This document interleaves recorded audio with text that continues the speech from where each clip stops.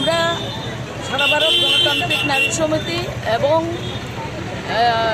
শ্রমজীবী মহিলা সমন্বয় কমিটির উদ্যোগে আন্তর্জাতিক নারী দিবস উদযাপন করছি। এই আন্তর্জাতিক নারী দিবসে আমাদের আহ্বান, দেশের সাম্প্রদায়িক শক্তিকে চূড়ান্তভাবে পরাস্ত করো এবং গণতান্ত্রিক অধিকারকে জোরদার করো। এই আহ্বানেই আজকের আমাদের এই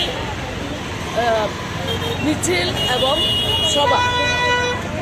আমরা সারা বছর ধরে 8ই মার্চ আমরা প্রতিপালন করি আন্তর্জাতিক নারী দিবস।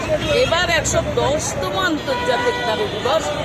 যেহেতু শিবরাত্রি, আমাদের দেশে যার যার ধর্ম যে পালন করবে দেশ সভা, আমরা আজকে এই দিনটাকে পালন করছি।